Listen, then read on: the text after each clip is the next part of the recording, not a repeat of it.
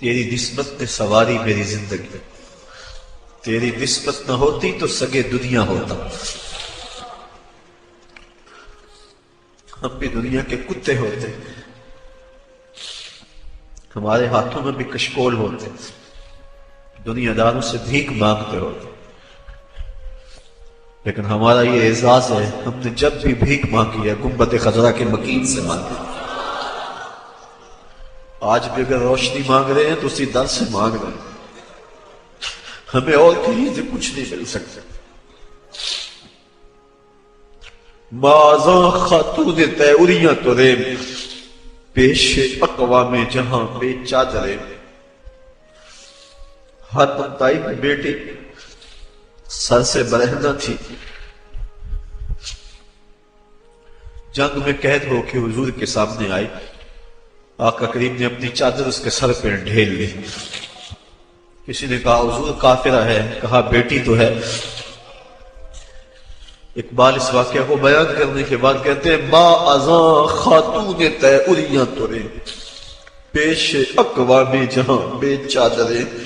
حضور ہمارا سر تو اس بیٹی سے بھی زیادہ ننگا ہے،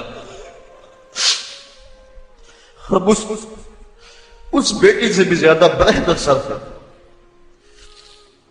بے چادر ہو گئے، ہمارے سر سے وقار کی چادر اتر چکی۔ کافروں کے سروں پہ رحمت کی چادر ڈھیلنے والے آقا، تیری بارگاہ میں ہم رحمتوں کے ملتجی ہیں کہ امت کو پھر کھویا ہوا وقار دیا جائے۔ تجھ سے فریاد ہے اے گنبد خضرا والے، کعبے والوں کو ستاتے ہیں کلیسا والے۔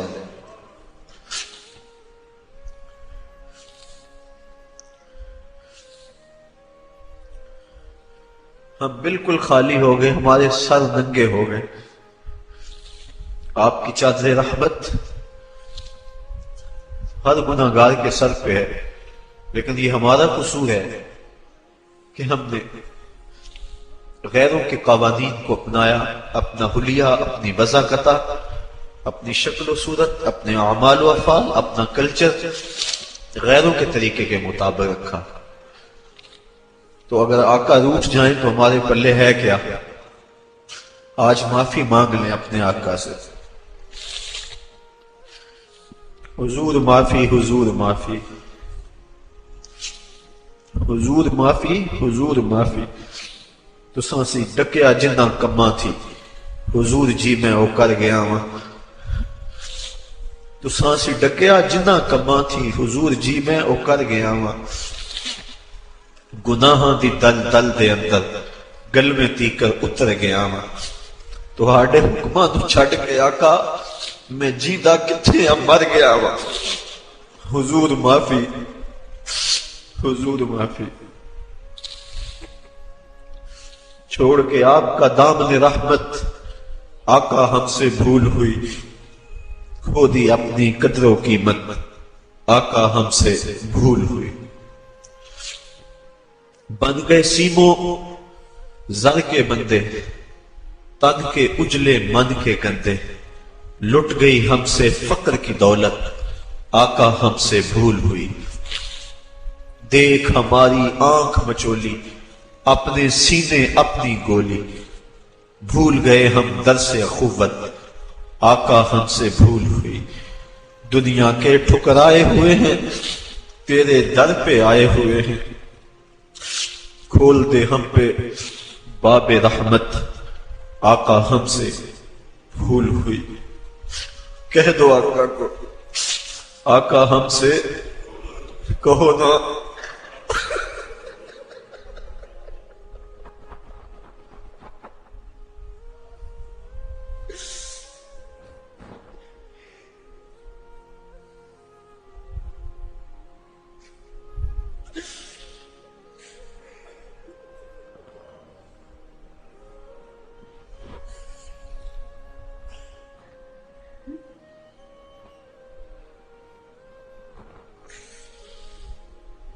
ساری دنیا کے ٹھکرائے ہوئے تیرے در پہ آئے ہوئے، کھول دو اپنا باب رحمت آقا ہم سے بھول ہوئی آقا ہم سے عبور ہوئی.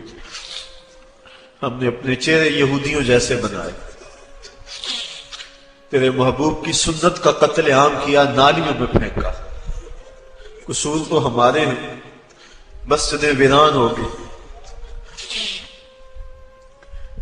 تیرے دین کا تمسخر اڑایا جاتا رہا. حضور ہم سے ناراض نہ رہو، ہم مٹھی بھر تھوڑے لوگ، ہمارے دل آپ کے لیے دھڑکتے، ہم آکسیجن سے سانس نہیں لیتے، عشق رسول سے لیتے. ہماری نس نس میں آپ کا پیار سمویا ہے، ہماری دھڑکنیں نبی نبی پکارتی ہیں.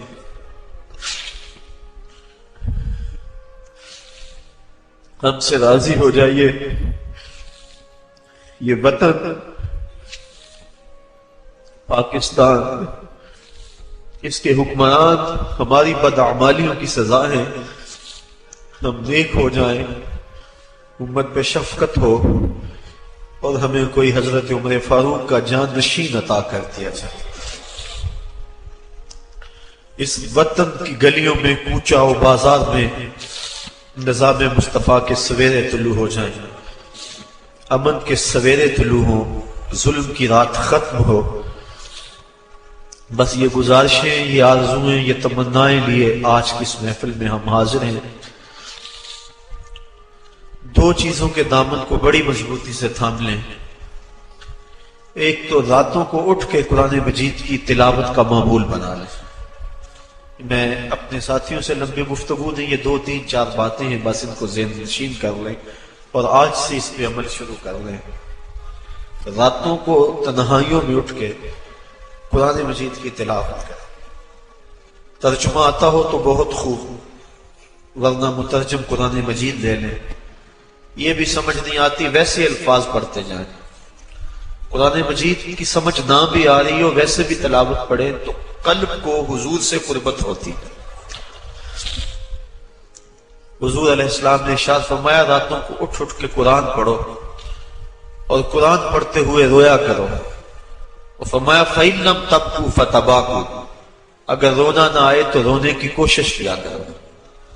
حضرت داتا صاحب فرماتے ہیں اگر کوئی کوشش کرے پھر بھی نہ آئے تو فرماتے ہیں پھر وہ اپنے مقدر پہ رویا کرے کہ وہ کوشش بھی کرتا، اتنا پتھر دل ہو گیا کہ اس کے دل میں گداز اور نرمی پیدا نہیں ہوتی، تو پھر وہ اپنے مقدر پہ روئے. تو ایک تو راتوں کو اٹھ اٹھ کے قرآن مجید کی تلاوت کو ہر مصطفی اور ادارت المصطفیٰ کا ہر رکن اپنا معمول بنا لے.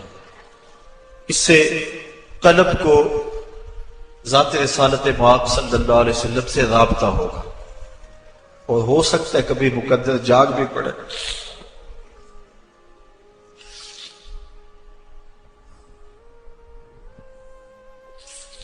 کہاں میں کہاں دکھاتے گل، باد صبا تیری مہربانی. کبھی ہو سکتا ہے ایسا جھونکا آئے ٹھنڈا جو اس ناپاک وجود کو اٹھا کے مدینے لے جائے اور حضور کے در پہ حاضر کر دے اور آقا رحمت بری باہیں کھول لے. تو یہ ایک معمول بنائے، راتوں کو اٹھ کے تلاوت ضرور کریں اور حضور علیہ السلام کی نعت یہ اپنا معمول بنا لیں. حضرت حسان بن ثابت کا لکھا ہوا کلام ہے یاد کر گئے، قصیدہ بردہ شریف یاد کر گئے. اور آج ہی میں دوپہر کو سوچ رہا تھا کہ یہ پہلے مجھے خیال آیا ہوتا تو میں اس کو لکھوا کے فوٹو کاپیاں کروا کے آج تقسیم بھی کر لیتا. حضرت ام معبد نے رضی اللہ تعالی عنہا نے حضور کا حلیہ بیان کیا ہے. ہزاروں شاعریاں اور نثریں اس کی ایک ایک جملے پہ قربان. وہ لے لیں، ہم کوشش کریں گے یہاں سے چھپ جائے. وہ حضور کا حلیہ ایک مرتبہ رات کو پڑھ لیا کرو. جو ساتھی نماز نہیں پڑھتے یہ تو بہت بڑی بدبختی ہے. آج کے بعد اس مجلس میں آنے والا کوئی شخص بھی بے نماز نہ رہے.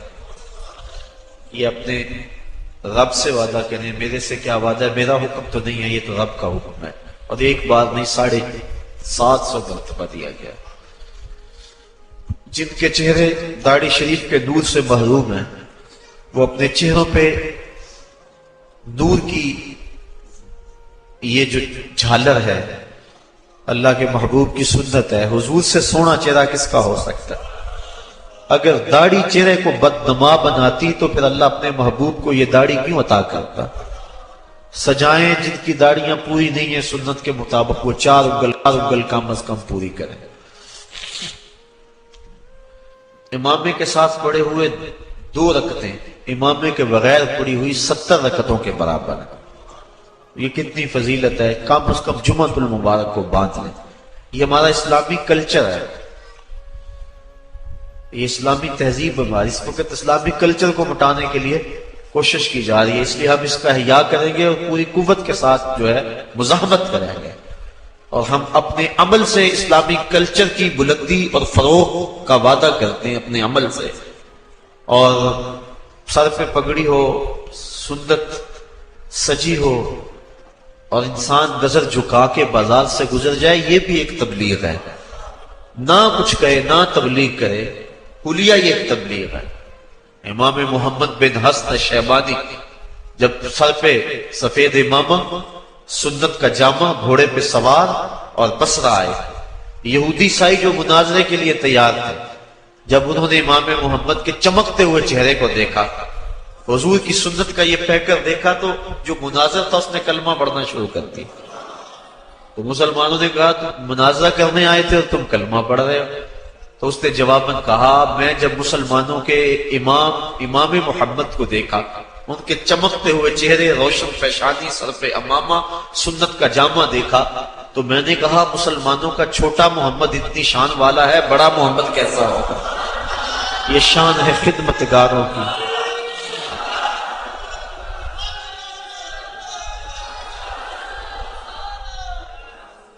یہ شان ہے خدمتگاروں کی، سرکار کا عالم کیا ہوگا؟ کہا چھوٹا محمد اتنی شان والا ہے، بڑا محمد کیسا ہوگا؟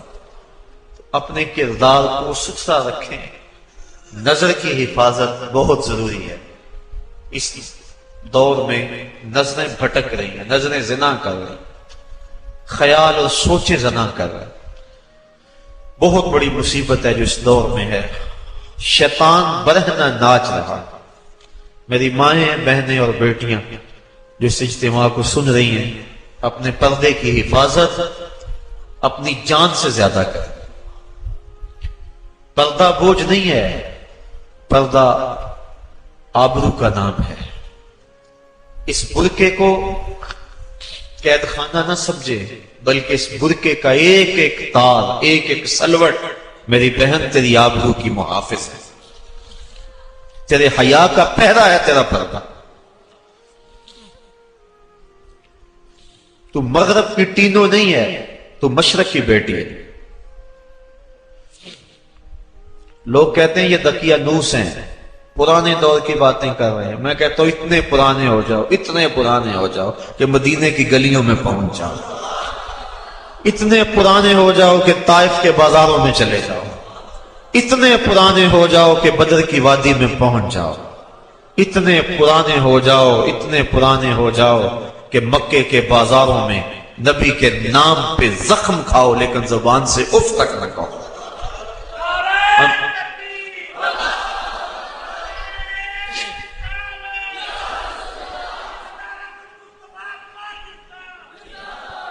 ہمیں اس دقیانوسی پہ ناز ہے، اس دقیانوسی پہ ناز ہے۔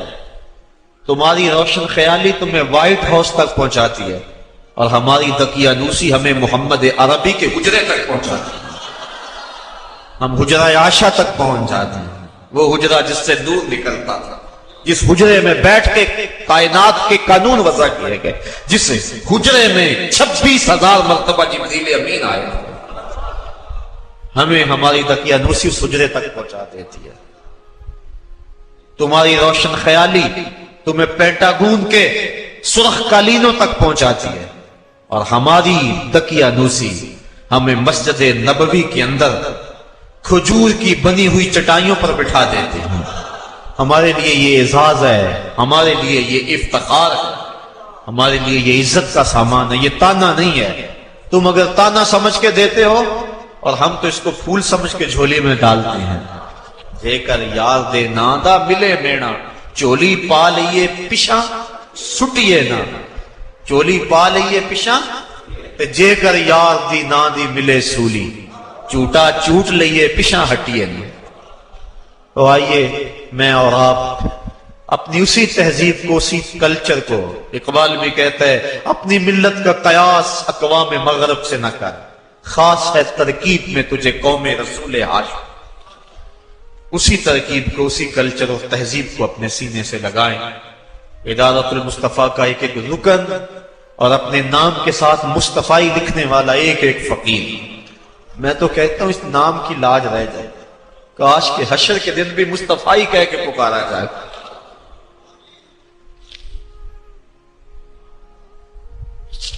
ہمیں سو ناز ہے اس پر کہ ہم تیرے ہی منگتے ہیں، ہمیں سو ناز ہے اس پر کہ ہم تیرے ہی منگتے ہیں، کوئی در بھی تیرے در کے سوا ہم نے نہیں دیکھا، کوئی در بھی تیرے در کے سوا ہم نے نہیں دیکھا۔ میں کھو جاؤں حشر کی بھیڑ میں تو آپ فرمائیں، ہمارے در کا ساکب تھا گدھا ہم نے نہیں دیکھا۔ کاش کہ اس نام سے آواز پڑ جائے، یہی ہماری کامیابیوں کی ضمانت ہوگی، یہی ہمارے لیے بامرادی کی ضمانت ہوگی۔ اللہ تعالیٰ جل شانہ آپ سب کو سلامت رکھے، آپ کو اپنی امان اور حفاظت میں رکھے۔ دور و نزدیک سے آئے ہیں، ہر جمعۃ المبارک کو آتے ہیں، ہر پیر کی حاضری ہوتی ہے، ذکر کی محفل سجتی ہے، دور کی مجلس ہوتی ہے، کیسی رونق ہے۔ پچھلے دن بیرون ملک گئے ہوئے ایک ساتھی کا فون آیا تو میں نے پوچھا سناؤ کیا حال ہے؟ کہتے سارا ٹھیک ہے، لیکن جب جمعہ آتا ہے اور پیر کا دن آتا ہے اس دن دل تڑپتا ہے۔ اور میں نے کہا تم جہاں بھی ہو تمہارا دل تو ادھر ہی ہے۔ تو یہ کیسی رونق ہے، کیسا ذوق ہے، کیسی جو ہے وہ ایک لذت ہے جو اللہ نے عطا فرمائی ہے۔ میں کدے میں آنے والوں میں کدا مت چھوڑنا، میں کدے میں آنے والوں میں کدا مت چھوڑنا، جینے مرنے کا مزہ کچھ ہے تو میں خانے میں ہے۔ زندگی کی حقیقت اس پیمانے میں، ورنہ کیا ہے زندگی میں؟ جھوٹ، تجل و فریب، تکبر، بخل، ایک دوسرے کو نیچا دکھانے کی کوشش، دولت کے انبار اکٹھا کرنے کے لیے جد و جہد، تگ و تاز، کیا ہے؟ ہر وقت چغلی، غیبت۔ تو جب انسان ایسی مجالس سے دور میں آتا ہے، سر جھکا ہے اور کیا کہتا ہے؟ اللہ، کیسی کیفیت آ رہی ہوتی ہے۔ میں نے ایک روایت میں پڑھا ہے جب کوئی بندہ سالک اللہ کہتا ہے، اللہ تعالیٰ اس کی طرف نظر رحمت سے دیکھتا ہے، اور جب اللہ کسی بندے کی طرف نظر رحمت سے دیکھے اس کے 70 گناہ جل کے راکھ ہو جاتے ہیں۔ یہ اس کی کرم نوازیاں ہیں۔ تو یہ جمعۃ المبارک، یہ پیر کا اجتماع، آنا جانا، کیسی کیفیات ہیں، کیسی لذتیں ہیں۔ اللہ آپ کو سلامت رکھے۔ ہمارے بچھڑے ہوئے پیر بھائی جو اس دنیا سے چلے گئے، آج ان کی قبریں ہماری دعاؤں کی راہیں تک رہی ہوں گی۔ نماز ظہر سے قبل قرآن خوانی ہوئی، ہمارے ان جملہ ساتھیوں کے لیے جو ہمارے اندر ان مجالس میں موجود ہوتے تھے، آج وہ موجود نہیں ہے۔